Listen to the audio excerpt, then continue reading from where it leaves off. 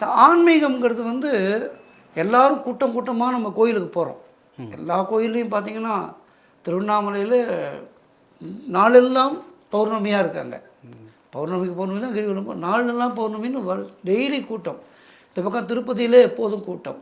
இப்படி எல்லா இடத்துலையும் கூட்டம் பயங்கரமாக இருந்து, ஆனால் நம்ம சரியான ஆன்மீக பாதையில் போகிறோமா? அது சொல்லுங்கள் சார். ஆன்மீகம் அப்படிங்கிறது வந்து பொதுவாக என்ன நினைக்கிறாங்கன்னா, ஒரு வயசு வந்தக்கப்புறம், ஒரு 50 வயசுக்கு அப்புறம் நான் பண்ணிக்கிறேன், இப்போ எனக்கு வேலை பார்க்கலாம், அந்த வயசு வந்தப்புறம் நான் கோவிலுக்கு போகிறேன், அதுக்கப்புறம் கடவுள் பற்றியில் ஆன்மீக சிந்தனைகள் வந்தால் போகிறோம் அப்படின்னு நினைக்கிறோம். ஆனால் ஆன்மீகத்தோட முதல் முக்கியமான விஷயம் என்னென்னா, அந்த மன அழுத்தங்கள்லேருந்து எப்படி வெளில வருது அப்படிங்கிறது தான் ரொம்ப முக்கியமான. சில பேருக்கு கோவிலுக்கு போய் பூஜை பண்ணுறது, கோவிலுக்கு போய் அங்கே பார்க்கறச்சே போன உடனே ஒரு மாற்றங்கள் அவங்களுக்கு அந்த அனுபவம் கிடைக்கிறது.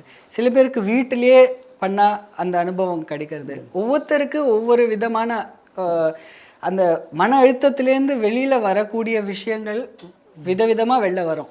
இதை நான் பர்சனலாக அனுபவிச்சிருக்கேன். ஏன்னா ஏதோ நமக்கு ஒரு ஸ்ட்ரெஸ்ஸு, மனசு ரொம்ப கவலைன்னா நேராக மயிலாப்பூர் போய் கபாலீஸ்வரர் கோயில் கற்பகாம்பாள் சன்னதி பின்னாடி உட்காந்துருவேன்.